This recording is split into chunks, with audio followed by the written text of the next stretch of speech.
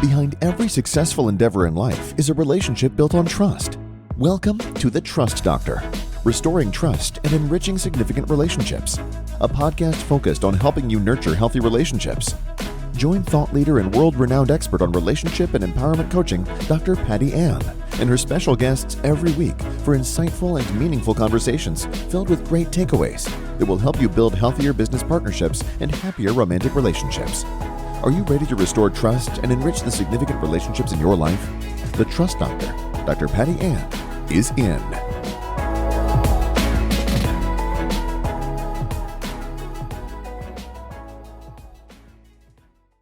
Welcome to today's podcast episode of The Trust Doctor, restoring trust and enriching significant relationships. And boy, do I have a podcast interview for you today. And let me warn you, this is not for the faint of heart. So if you are not the faint of heart, make sure you like, share, comment, and subscribe to this podcast, because I know that Steve Sims is going to take you for a ride. I'm just going to share a little bit about Steve for you because I could not possibly give the full color of this guy's personality any better than he can do it for himself. So very briefly, Steve is the founder of the world's first luxury concierge. And I am going to let him tell you what that means because he will blow you away. Steve has worked with the penthouse, with royalty, with presidents, with A-list celebrities, the rich, the famous, and the richer unknowns. So without further ado, buckle up as Steve Sims takes us for a ride. Welcome, Steve, and thank you so much for agreeing to do this interview. I love the introduction when you said I worked at the penthouse. I think you mean the Pentagon. Well, it's not a kind of a Freudian slip, but yeah, that's right. Exactly. All right, I'll try and live up to the intro. Oh, my goodness. So, Steve, start wherever you'd like. Look, I am all about relationships, right? Right. So this topic was written for you. So just start wherever you'd like, and I'll go along for the ride. My story's no different to anybody else. That's so not true. Listeners, this is so not true. All right, okay. Hear me out and then tell me if you disagree. All right. Okay. Most entrepreneurs start from a point of aggravation. We're aggravated by something. We find a solution. We market that solution and find other people with the same problem. When I was a bricklayer in East London, I had no money. I had no friends that had money. And I was aggravated because I was thinking, hey, is this my life at the ripe old age of 16 and 17? Because I left school at the age of 15. At 16 and 17. Wait a minute. You're not an Oxford scholar? I must have the wrong bio here. Well, the funny thing is, I ended up lecturing at Harvard twice, which I still find hysterical. But they kicked me out of school, but then Harvard has me lecture. I just couldn't understand how I was supposed to get on. And we weren't fortunate enough because both me and you remember an existence pre-Facebook, pre-internet. So I literally decided, and I was aggravated enough that I needed to associate with, and this is the first mistake, richer people, And when you're a kid, you mean rich in money. Well, that's the thing. And we can battle that down, but I believe there's three characteristics. I think there's rich, wealth, and success. And they all look at something different. But if you ask a 16-year-old, hey, when you've got everything and life's really good, what do you want? And they're all going to say things, I want to be rich. I want to be a millionaire. So they look at rich as financial. Mm-hmm. So when I was young, for me, success, wealth, it was all a dollar symbol. Mm-hmm. Or at the time, a pound symbol. And so I went out to kind of I want to meet people that have got money. In the East End of London, finding people with money wasn't always finding the most respectable individuals in the planet. So I had to kind of like change my focus. And I remember reading or hearing something about true wealth, and I was like, oh, but then wealth is always kind of like, oh, my family comes first and I found God. And I'm thinking, well, hang on, I'm not going to marry your wife and I'm not going to join your church. So how does that help me? So then I started looking for successful people. And that was the thing. That was the cornerstone. I wanted to, both me and you, we both know Joe Polish and Genius Network. Sure. That's how we met. Mm-hmm. Yeah, exactly. I'm a great believer that you need to change the room you're in. If you don't like you, change the room you're in, because you are a combination of the room you're in. If you're in a room full of billionaires, you've only got to listen to a couple of those chats and you become a byproduct of the room you're in. So I went out to try and find better rooms, started to have conversations. Bad. But hang on, Steve, let me ask you a question. How did you know at 16, 17 years old to do that? Most 16-year-olds would keep fishing in the same pond, coming up empty-handed. So how did you know to do that? There must have been something innate. There was a couple of pivot points. I remember turning up at the usual pub that I would on my motorbike that would work whenever it bloody liked to. And I walked into the bar, and as usual, I could afford, we always used to do this, I could afford just over 2 pints. And any of the change you'd throw in the middle of the table, you'd get as many pints out of what was ever left in the table, and you'd eke it out to everyone around the table. This is clearly pre-COVID also. Oh, this is pre everything, This is like when I'm 17 years old, And I'm of course, in England, we had a much lower drinking age. But I'm sitting there. It's 3. Somebody told me it's 3. Starts at 3. That's the Italian drinking age. The Italian drinking age is 3. We try to be a bit more respectful in England. But I would sit there, and I remember this one day, and I'm not being funny, it was a Tuesday. And I remember sitting in this bar, couldn't afford any more beer. And I was pissed off because, I wanted to kind of lose myself in a couple of drinks. And I looked around the room and I thought, everyone in this room is a broke-ass biker. Everyone in this room is never going to amount to shit. So why am I in this room? And that was the last night I ever went to that room. And here's the daft thing. I could afford 2.5 beers in that pub. I went to one of these new trendy things they called wine bars because I wanted to see how these, rich people dealt with each other. And I could only afford 1 beer. And it was an exotic imported beer. And it always makes me laugh whenever I see it now. It was a Corona with a little bit of lime in the top. And that's what the exotic beer of the time was. And I could only afford 1. So I spent 4 hours drinking this tangy, piece of dredge.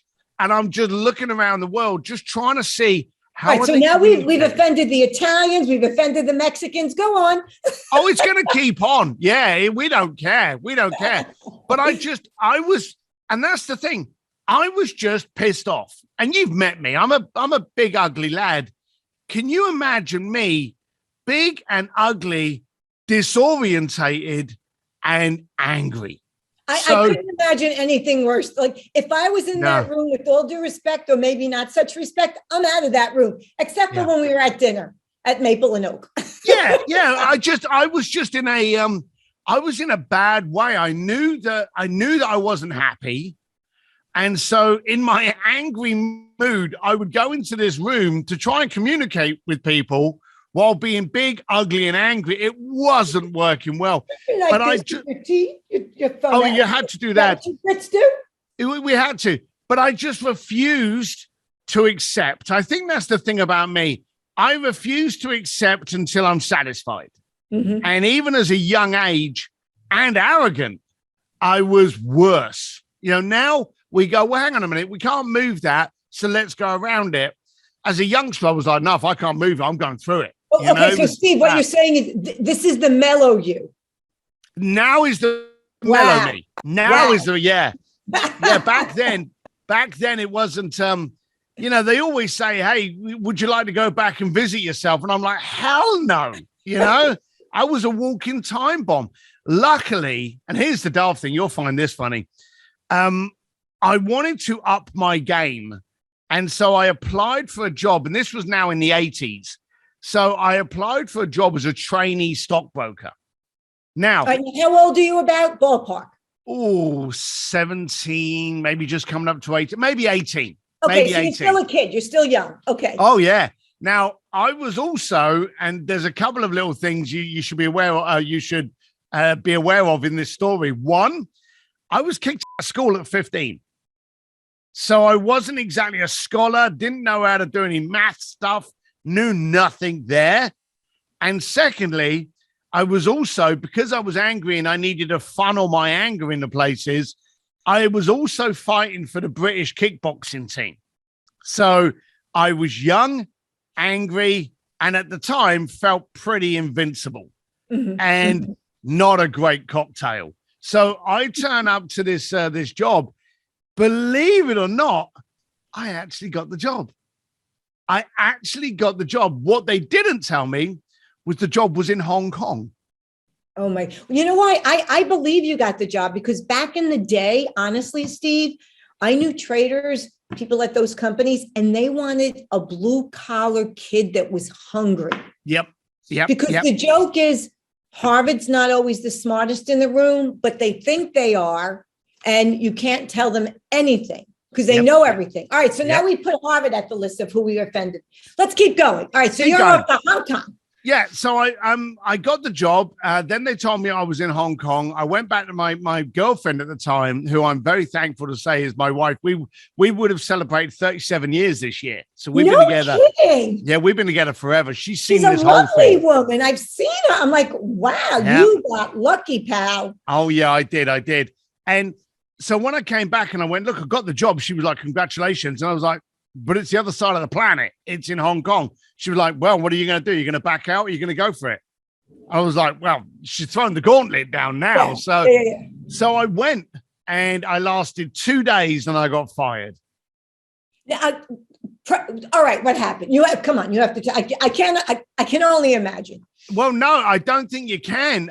They realized that, yes, you're right. They want hungry street people for the phone rooms and the training rooms. Right. But I had none of the knowledge that went along with that hunger. I just didn't know how to add up 2 and 2. I knew nothing. And they had actually recruited, I think it was something like about 60 people. So I had got swept in with those guys. And they were like, we can't spend any energy on you.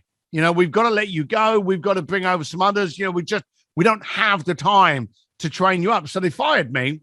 And I ended up working on the door of this really nightclub in Wan Chai, Hong Kong.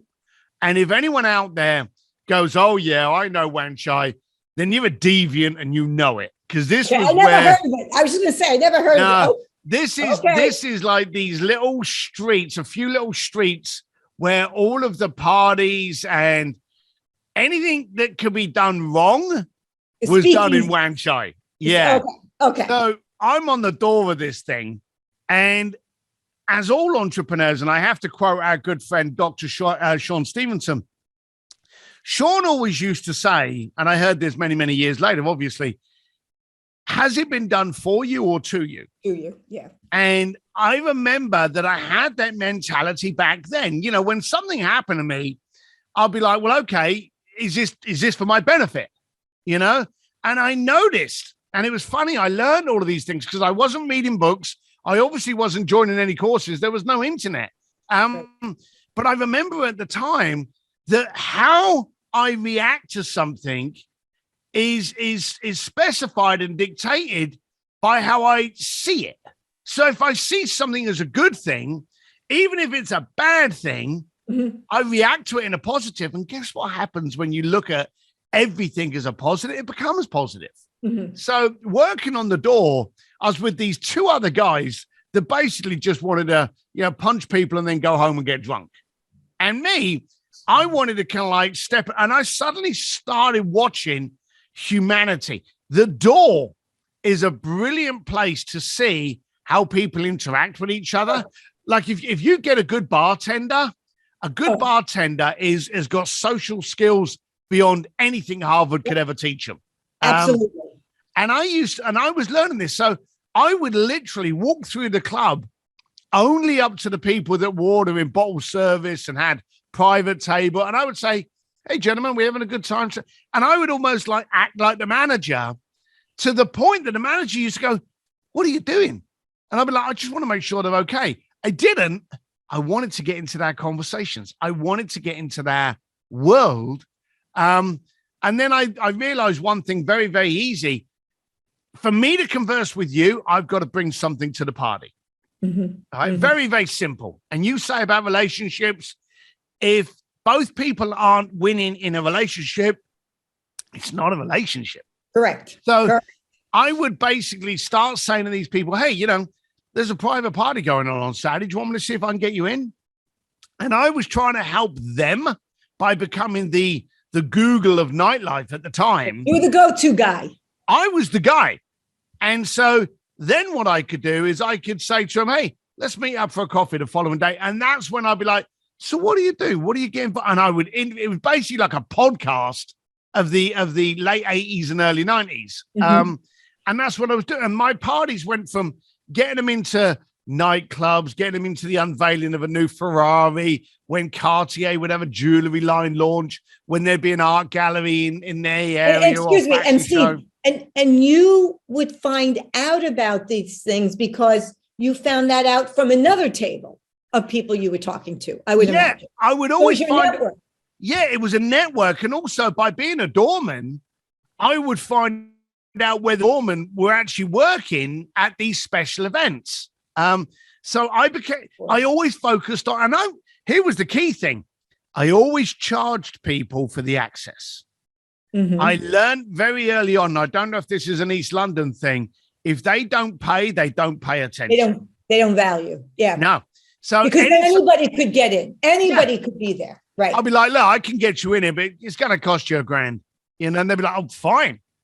And I realized very early on, the powerful people, and especially the more powerful you got, they don't want to ask for favors, because those favors, they accrue interest more than a mafia loan. So they don't want to be doing that. And it just exploded. I went from nightclubs to, Monaco Grand Prix, starred polo. I literally was flying around the planet at everything from St. Jean Cap Ferrat to Stade to Palm Beach, Macau. I was just flying around the planet, hosting and being part of the biggest events in the planet to get all of these powerful, rich people into them. But it was all a Trojan horse. I wanted to have a conversation to find out why you were successful and I wasn't, and then I would go home and implement it. So why reinvent the wheel? There was already a formula. Okay. It's so interesting because people love people that are honest and transparent, right? So I will speak truth to power. You've met me. I'm this tiny little thing. I am like the mouse that roared. So when I work with CEOs, when I work with executives, I tell them, do you want me to tell you something that will make you feel good that everybody else is saying because you sign their checks? Or do you want the kid from Brooklyn response and the truth? And they always say the kid from Brooklyn response and the truth. It's probably not that different from where you grew up. Nobody speaks to the wealthy, the successful people with truth because everybody wants a piece of something. Yep. But if you're honest and you're transparent and you call it as you see it, because in their relationships at home, their spouses, I guarantee you, don't care. They might be setting the world on fire and they go home and the wife or the husband's like, oh, can you take the garbage out? Or the dog just threw up or the kid's crying. That's the truth when they're home. So they need that. At business, it's the same thing. Nobody tells them the truth. Even people that are paid to tell them the truth don't. So someone like Steve comes along and all bets are off and you call a spade a spade. So that's your brilliance, right? With the people connection, it's based on they know they can trust you, unlike other people. So if you say you're going to do something, you do it, or you'll figure it out. So I've got to point something out for your magic and for your listeners, because I've got a big fat smile on my face now. I am thrilled that you used the word transparency and not authenticity. Authenticity, I hate that word, because when you turn around and go, oh, look at him, he's so authentic, you've just acknowledged that the rest of the planet is not. But the beautiful thing about transparency is because they can see through you to what you want and who you are. Mm-hmm. And that's a good thing. In today's world, a lot of people are scared about doing that, but it makes somebody else's decision capability easier, because they can go, well, I know he's trying to help me because he wants to have a chat with me. Or I know he's trying to do that because he wants me to work with him here. That's the beauty. So transparency should be our mouse pad, our T-shirt, our cap logo for the next 5 years. So congratulations. I'm very proud that you used that word. Thank you. You probably brought it out in me. But I will tell you that what you're saying, which is so interesting, is that when you're transparent, there is no hidden agenda. Right? No. Because people can see through. And it's so interesting, because the dinner that you and I met at, there was a couple of people I was speaking to. And one of the women said to me, oh my gosh, you are so transparent. You're so honest. And I said to them, honestly, I don't know how to be any other way. Yeah.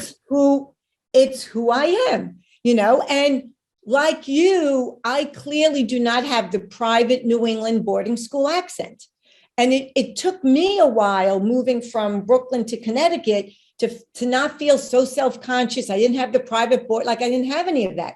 And honestly, and I know your wife was instrumental for you, my husband was like, Patty Ann, you're smarter than all these people. You have more degrees. You can run circles around them. Honestly, Steve, it probably took me 10 years to own that. Now, I'm from Brooklyn. I call it as I see it. And I can call you out on your stuff, just like you. And people love that. And it's okay if it's not for everyone, right? Like you say all the time, full disclosure, everybody is not ready for Steve, right? And I love that, because when you're trying to be all things to all people, you're probably not, right? Okay, so here's the question you asked. You ask people, and I'm going to say it the way I would say it. The first time you meet somebody, you will say to them, if they want to work with you, what's your problem? Right? Yeah. Take us from there. What is that? What's your problem about? So it was a funny little thing, but I realized everyone was charging more and more money. And so I literally put up this thing, look, I'll solve your problems. Pay me here. And it was like a little PayPal link. And I had a few people that started signing up, and it was supposed to be a little bit of a joke. I would phone them up, and I was kind of amazed that people were paying me to speak to them, And so I literally would say, what's your problem? Thinking, jokingly going, are you crazy? Are you mad? And the second I would ask that question, they'd be like, great question, Steve. It's this. I'm having an issue here. That's problematic. And they were telling me. So I realized that being very bold, and again, transparent, blunt, I don't care what you had for dinner last night. I don't care what you're binge watching on Netflix. If you're involved in my sandpit, I want to know what your problem is. And you telling me your problem, we can now get it out of the way. We can actually solve it. And the good thing is, when you become the solution to somebody else's problem, they don't care what you look like. They don't care what you sound like. They have no care if you got a pretty website or 1,000 awards. They care that you are the solution to that problem. And I just wanted to keep it down to that direct level of, I'm here to solve, not sell. Right. So cut through all the noise. All right. So here's my question for you. Here's a little bit a challenging question in a way. Okay. Many times when I'm working with people, they'll ask me a question, and my response to them will be, what's the real question? And they look at me. Many times they will tell me what the problem, they think the problem is. And my response is, what's the real problem? So how do you handle that? When someone presents a problem to you, and you know as well as I do that that's a bunch of bull. So where do you go from there? So shallow plug for the book. I wrote Bluefishing, The Art of Making Things Happen. And I I actually wrote an entire chapter in there on that question. It's like you've read it or you wrote it before I actually wrote it. And I'm sorry, I didn't read it, but I'm glad. But here's how and you'll probably start doing this now as well. I got a sense that you actually will. I like, and this is a strange way of putting it, but I like confrontation. Okay. It gets a lot of things out of the way real quick. Get them in their discomfort. Get them in the discomfort to change. It also gets rid of weak people real fast. So you end up kind of talking to the people that you can tolerate and spend time with.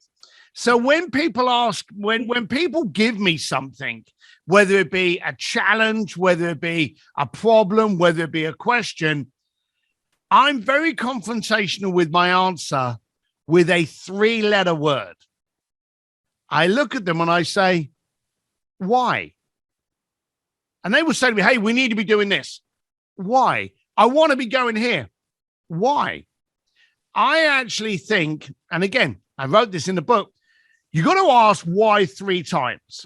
Because the first time someone talks to you, they are telling you what they think will make them sound smarter when you hear it.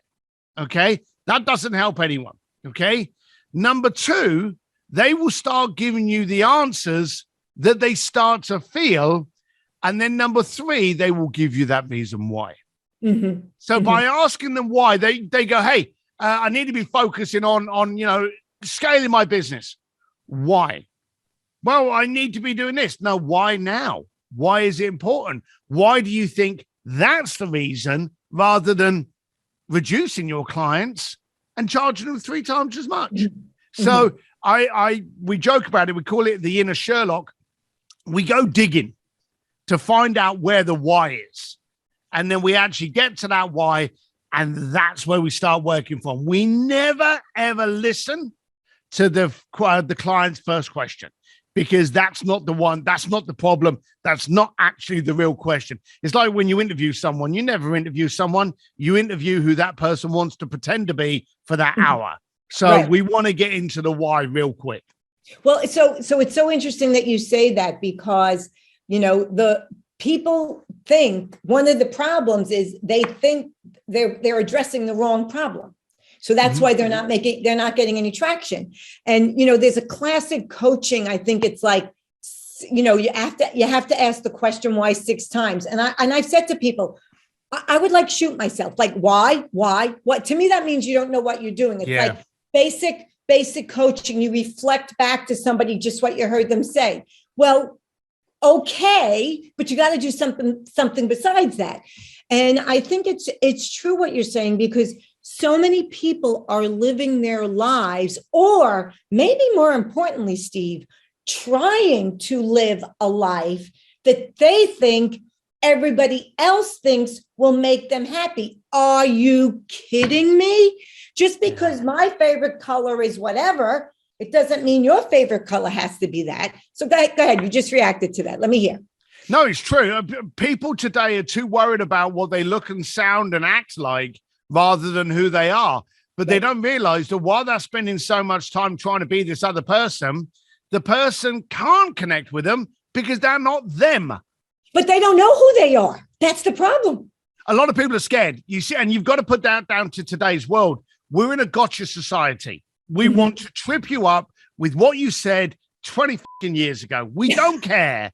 We want to laugh at you when you fail. We want to cancel you when you say something that we can take out of context and then disown you. We're in a society like that now, where a lot of people are therefore scared to stand up. But in order to stand out, you first of all got to stand up. So what do you think's changed? Do you think people have always been trying to live somebody else's life, somebody else's dream? Do you think it's just amplified now because of social media? We've always tried to impersonate those that we want to be. That's never changed. Okay. And to a part, emulating those that you want to become, that's fine. Like I'm great friends with some very powerful people. And I literally in the moment of a tough situation will go, well, what would Jay do? What would Roland do? What would Bill do? What would Tony do? And that helps me get through. That's a different sense to what it is now. Now it's become very visual, down to the point where, you're not successful unless you're doing a selfie on a jet that you don't own or leaning up against a car you don't own. Yeah. We've become very superficial for fear. It's actually fear of exposing who we are. And we're going to go full circle to actually being transparent. You see, I believe there are three kinds of people in the planet. Okay. There's those that love you, no matter what you say, wherever you go. And I guarantee you, there's people on this podcast now going, I absolutely love Steve Sims. I think he's brilliant. What he's saying, it spits truth. He's my boy. And then there are other people that are probably turned off going, I hate Steve Sims. I never want to hear from that guy again. Can't understand what he's saying. Don't want anything to do with him. And that's fine. Both of those people are fine. The worst species in the world are the ones that you've created. And those are what I call the fence sitters. Yeah, the chameleons. Yeah. There were those people that are sitting there going, I don't get what Steve's trying to say. I'm not sure. And that's your fault. I don't know, Steve, you're pretty clear. If people don't get you, you're pretty clear. But in today's world, a lot of people are not allowing those fence sitters to make a decision. So you end up with three kinds of people in your world. You only need two. Those that say yes, those that say no. And with the amount of people in the planet, you can be buying beach houses every month with those that love you. So be transparent enough to push the fence sitters off one way or the other. Why are you complicating who you are? Why are you adding confusion to the communication? It makes no sense. Well, what do you think? What's your answer to that? And it goes back to square one, the first 3 seconds of this podcast. Be transparent, call it as it is. I want to do this for you. It's going to cost you $25,000, and this will be what happens when it comes through to the end. Okay. Any questions? No, fine. Push here. I want you to be as transparent and as direct. We're also in an amplified and heightened sense of aggravation. Over the last few years, you couldn't have made this up. Pandemics, challenges, Me Too, Asian hate, Black Lives Matter, politics, and now a war. You just could. What, the aliens landing next Tuesday? You can't make this shit up. And so we're all kind of like prairie dogs. What the hell's going on? We don't have time to sift through your bullshit and shiny website to work out whether or not you've got the answer to my problems. I want to go to a website and go, you do this, this happens. Great. Makes it very easy for me to make a educated decision on whether or not you can handle my problem. I'm in. Stop confusing people. It's not working. And in today's society, it's repelling. Well, and people are getting confusing messages to boot. So what do you find, Steve, with the rich and famous that you work with, right? We both know they're not really all that different than us, than everybody else. Yeah. It's actually, the problem is they have the sycophants all around them that tell them what they want to hear. But, all the money in the world doesn't raise your kids for you. It actually might make it more complicated, right? You're not really sure if people really want to be your friends or if people want to be friendly to you because they want access to what you have and what they can give you. So what do you see as a universal quest for success? So when I was young and obnoxious, and yes, I was even more obnoxious back then. Yeah, I was wondering about that. Okay. Yeah, no, it wasn't very pretty. When I used to look after people, I used to go over to them and I'd be like, hey, Johnny, I've got to ask you, how come you're rich and I'm not? And you can imagine that was a horrible question. And the friction and the temperature just changed. Yeah. And I realized if I don't like the answer, it's because I'm asking the wrong question. And so I tried that question a few times, got nowhere. And then the next time I tweaked it to wealthy. And that's when I'd get things like, I found my wife and I found religion and I found meditation and all these kind of things that didn't help me. Okay. Because you've got to find your own path. Correct. Then the third question I tweaked it to was, how come you're successful and I'm not? And that was my holy grail. That was my unload of education onto me. People would tell me about how they looked at things, how they viewed opportunity. I noticed quite a few things, and you're right. Successful people are usually really talented with one or two things. They're lame. Yeah. People like Elon Musk, who's been in like 3 or 4, he's a unicorn of today.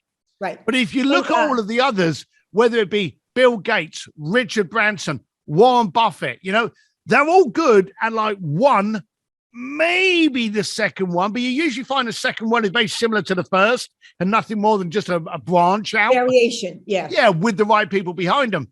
So the rest of them, they're just the same as us. They're just normal people. You see, I've always said rich people are poor people with a lot of money. Mm-hmm. Mm-hmm. And so you got to talk to them like normal people. But they do have certain things that happen to them when they start getting into that flow. One of the biggest things that I noticed was a trait, a habit, a repeat within all of the most powerful people I've ever dealt with was how they view time. And the bottom line is they know they can make more money.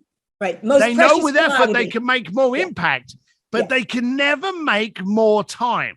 So whenever you have a conversation with someone that's very successful, they're like, so what are you doing? How are you doing it? Why do you think you can do it? What's going to be the impact? How are you going to be able to scale it? How are you going to be able to do it when you have to remove yourself out of the process? When you remove yourself out, does that stop? It's almost like being grilled. You expect someone to put the torch on you, but they want to know because they don't care what you had for dinner last night. They want to care what impact you're generating. And that was the biggest thing I noticed. They view time differently. Well, it's so interesting you say that because I tell people all the time, beware the time vampires. We all know who they are in our life, right? And I am amazed. Do you get this, Steve? I am amazed at smart people I talk to that you see them every once in a while, like, but you have a relationship, right? They're not your BFFs, but you know them. They ask me the same damn questions every time I see them. Were you not listening the first time? And I really feel, I don't take it personally towards me, but I feel like they're not truly listening. So I'm wondering if the people that you're talking about, and I'm accused of like, my kids will tell you, Mom, oh my God, it's like an interrogation. I'm like, well, I want to know who you're with, where you are, how long, right? And it's part of my work. I ask questions. It's important because I can't assume anything. So how do the wealthy, successful people handle the time vampires? They don't talk to them. They literally, and that actually links nicely into the relationship side. They only work with people, and here's a funny thing. We all know the kind of like, oh, that sounds great. Let's do lunch. Oh, let's play golf. Let's do cocktails and discuss that further. And you think to yourself, well, that's what rich people do. For some reason, they just want to go and have lunch with everyone and play golf with everyone and have cocktails with everyone, That's what rich people do. They're kind of weird like that. I discovered that I was wrong. You see, I discovered that for those people, they weren't discussing the project. They were discussing the person. See, Cameron Harold's very good at it. He talks about hiring on culture. I love that man. I love that man. If you focus on aligning yourself, like if you bring someone in that shares the same culture, the same vision, the same belief, the same commitment, if they can't fill out an Excel spreadsheet, I can buy someone that can. Who cares?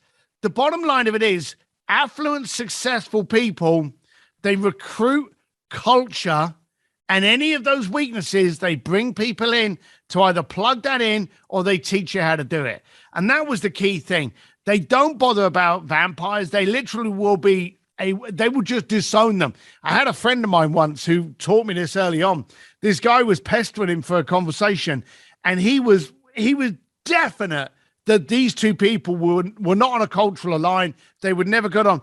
He took him to one side and he said, look, I appreciate your energy and wanting to have a conversation with me, but me and you, we're not on the same wavelength. We won't have a conversation, let alone a relationship. And you're going to waste all of this night trying to have one with someone that you won't. So I suggest, with respect, divert your energy over there, because I think that person's going to be a lot more in alignment with you. And he was very polite, very respectful. That was a gift. That was a gift. That's what he did. And I was like, Mike, I didn't see it as rudeness. I saw that the guy had helped him. And do you know the weird thing? At the end of the night, the guy actually came up and said, thank you. I heard you and I appreciate you. Thank you. And then he was like, you're welcome. Now they didn't become friends. They don't have a relationship, but it stopped him wasting a night full of incredible people in that room. Well, and that brings us to something else, right? What do you see as the obstacle, the biggest obstacles for people to receive your help? Like you vetted them, them. Yeah, it's classic. The biggest problem is always going to be you. Too many people. What about you? Well, two things: fear and humiliation. People are scared of trying things different for fear of it failing. And here's the daft thing: rarely are they worried about failing, because I guarantee you fail a lot. I fail a lot, but that's where the education is. But that's great. It's fun. It's wonderful. Energizes. The daft thing is, people are not scared of failing. They're scared of people hearing about it and laughing. And have you always noticed that the people that are laughing at someone else failing are usually the idiots sitting on their bar stool that are never going to amount to anything? Yeah. So people today need to go, hey, what would I do if I didn't care about someone giggling at me? In fact, I'm writing a second book. I'm not pitching it because I don't know when it's going to come out. No, go ahead. Go ahead. I don't know when the thing's coming out, but it's called Go for Stupid. Me neither. It's called Go for Stupid because I noticed the people that I've got to work with not only have not cared about you laughing at them, but themselves have only gone for the goals that are in the ridiculous and stupid area. And they want to have a goal that's so ridiculous you will laugh at it just before you applaud for achieving it. So I've got to tell you, I am not at all, and you've met me, and you know, you're getting to know me well enough now. I am not a hero worshiper at all. Like, I don't know who the famous movie stars is. I could care less. I could walk by them on the street in Fifth Avenue, could care less. I love sports, but they're people. We all get it. But after I read his bio years ago, his first authorized bio, his only authorized bio, anyone that knows me will tell you, I am the hugest fan of Elon Musk because of what you just said. He defies the naysayers every time, and I love it. Keep laughing at him. I'm going to go to the moon. And he does it. And he has courage that is untethered. And is that what you're talking about? Yeah, the actual line I got about, they always laugh at you before they applaud. I actually got that from Elon when we were walking through his Hawthorne SpaceX plant. So he was the guy that actually gave me that quote. I've been fortunate enough to spend time with the guy a few times, and he is as incredible as you believe him to be. Yeah. And again, I think he's a little different, but nobody's changed the world looking through the world through the lens of he doesn't care. You think he cares? Right? No, he doesn't. And that's the whole point. He really doesn't care. He's focused on the impact he can generate. The fact that you're giggling at him because, the stone went through his truck. That's on you. One of the fuel cells. Those people giggling are still freaking packing bags in the local grocery store. He doesn't even recognize you, let alone hear you. Correct. And that's what I love about him. He has public failures. To me, he is what our children need to learn because we coddle them. All success starts with failure. Fail fast, fail fast, fail forward. And now what can you learn? All right. So I have a question for you. I'm really curious how you square this circle. Is that what you say? Okay. Here, so people are afraid of fear. People are afraid of humiliation. However, here's what's interesting, right? Since the dawn of time, people have always wanted more, like more, because if we didn't, right, back in the day, if we didn't learn to sharpen a stick to make a spear, the saber-toothed tiger would have killed us. So where's the disconnect between people wanting more and people being afraid? Because you can't achieve more without accepting, conquering your fear. So help us understand that. I think society is not doing us a lot of favors. I think society is getting to a point. You lived in Brooklyn, I lived in East London. We could have swapped addresses and we'd have been the same folks. Right. Brooklyn back in the day when it was really Brooklyn. I wouldn't trade it for the world. Yeah, no, you think it was rough and you think it was horrible and you got a few slaps every now and then, but, it's what made you the person you are now. I think we're growing up in a safe zone that isn't. Everyone is holding up their phones when they attack someone, thinking that that's a invincibility cloak now. And we're all getting concerned about our feelings, and we have to do. It's annoying. It's not only annoying. It is. You say about the saber tooth. What do you think would happen if suddenly all the power went off in the planet and we did have to fend for ourselves again? There'd be a lot of people dead by the weekend. Anarchy. Okay. Anarchy. It would be pure anarchy and panic. Yeah. So the old saber-toothed tiger was a point of consequence. Mm-hmm. If you didn't invent this, if you didn't discover how to get over that, the consequence was you were dead. Okay. Saber-tooth would kill you. We're losing consequence now. It's very easy for us to stand there and go, well, I don't agree with that. I'm gonna protest about that. That's not gonna happen. Defund the police, kick these people out. Let's not do that. Until don't build it's walls. Gone, and then we go, don't build shit. Walls. Yeah. As I live behind a wall. The problem is we are living without consequence. I remember once I went up to a guy in East London, and again, I was an arrogant prick. And, the guy was there and I started messing around with him. And a guy came up and just slapped me, not punched me, just slapped me in the face. And I was a kid, just knocked me to the floor. And I got up, and the guy that I was talking to wasn't getting riled up, just looked at, he wasn't even the one that ordered the other guy to slap me. But it was at that moment in time I realized I had just messed with the wrong person in this area. Mm-hmm. And there were people you messed with, and there were people you didn't.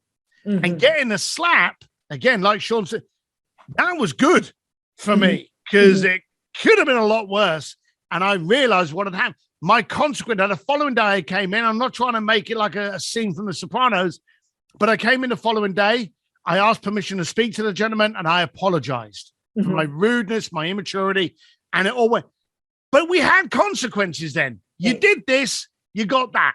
Now we don't. We want to complain and whinge and think the world. Look at it. I'm gonna spout this. The amount of people that have got payouts during COVID more than the money they ever bloody earned.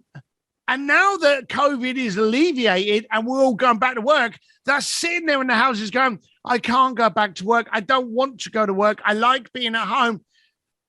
Grow up and get out. I cannot believe how people so rapidly become weak. Well, it's so interesting you say that, because part of it also is, everybody gets a trophy. Like, this cracks me up. Like, playing baseball. You're playing baseball, right? 3 pitches, the kid, 3 strikes, you're out. Great job, Joey. No, Joey, you sucked. Now, you want to learn. So I totally get that. The removal from the consequence. Another little story. So I knew somebody that coaches football at one of the military academies in the States, right? This is years ago. I'm not going to name names. And what he said to me is, now these are supposedly the best of the best, not from a football perspective, but from a people, right? And long story short, these kids are the best physical shape ever. They had personal training, but here, weak. And I was shocked when the person said that to me. I don't want the military people. I love the military. I don't want people writing to me, but there's a disconnect between. We're upsetting everybody. And the truth.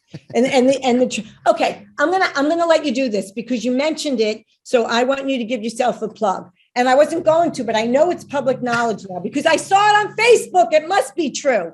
Okay. All right, so you're hanging with Tony Robbins. What on God's green earth was going on there? So I've been very fortunate for the past years to speak on some great stages. And I got booked. I'm doing an event with Richard Branson in September and Gary Vee at the end of April. And out of the blue, I got contacted by Tony Robbins people to speak on his stage. And the downside was it was in April on my son's birthday. And they wanted me in Palm Beach. And I was like, I want to do this, but it's my kid's birthday. The son I met? The son that I met at the restaurant? No, my youngest one. I've got two. Okay. And so I was like, I can't do it. It's my son's birthday. I'd love to do it. And so they're booking me another day. They got loads of events, but they're looking through their calendar at the moment to see which ones can work in. But yeah, I'm gonna be up there with the big T himself, which is kind of cool. Very cool. So congrats to you. Okay, two questions for you. Two more before I let you go. Although I want to keep you forever. What's the one most important thing about life that you've learned that you want everybody to know? My dad, big Irish lump of a fella. He couldn't read a Chinese menu. He wasn't the sharpest tool in the shed. And I remember one day walking through London with him, and I was like about 13 years old. And this guy would chain smoke. And when I say chain smoke, one was in his mouth, another one was in his hand, ready for this one to run out. He could light it and then continue. He always had two cigarettes at the same time. It was one of his things. Back in the day, yeah. And we're walking through London, and he puts his hand on me with the unlit cigarette, takes the other one out of his mouth, and didn't even look at me. But as we're walking, he went, "Son, no one ever drowned by falling in the water. They drowned by staying there." And then he puts his cigarette back in his mouth and carries on walking.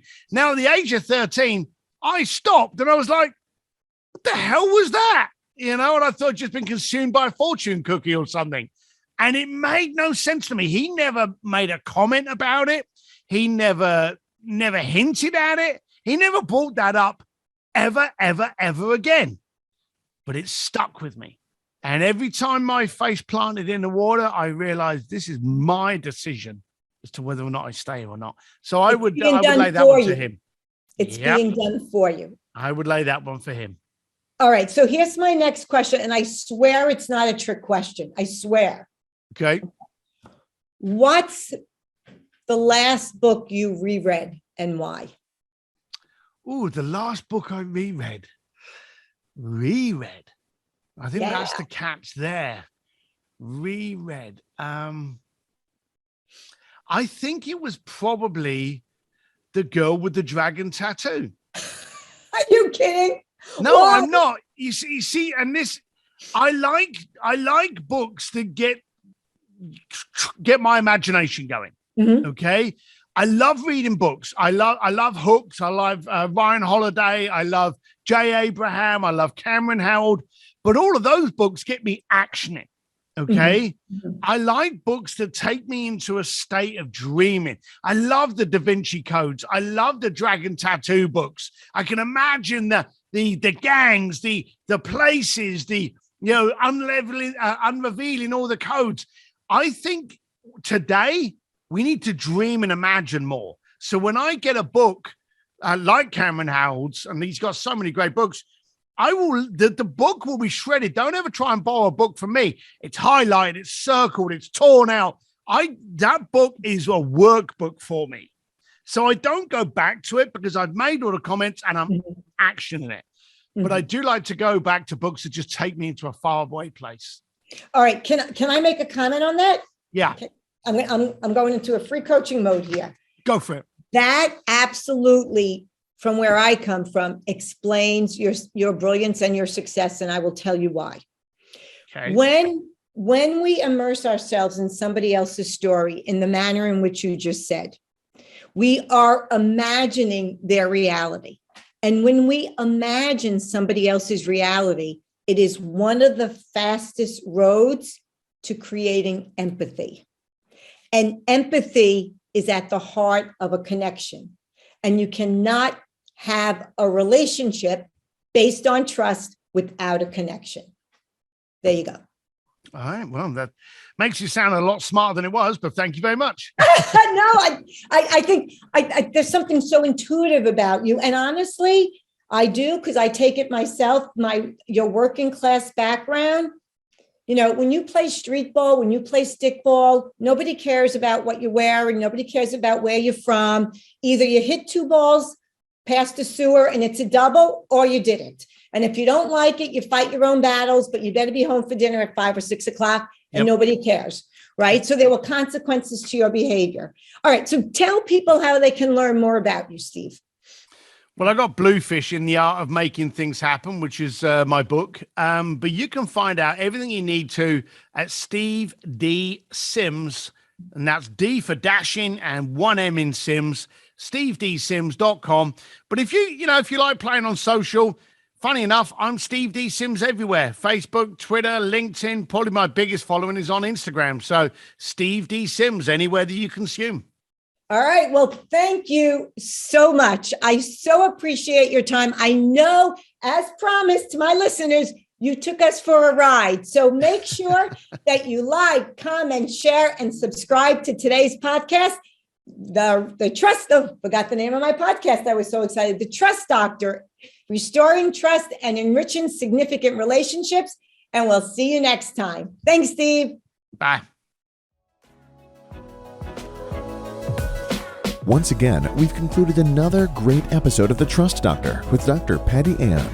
Tune in next week for more insights and advice on how you can create, nurture, and sustain healthy relationships. To find out more about the podcast, visit drpattyann.com/podcast. Don't forget to subscribe, rate, review, and share. Until next time.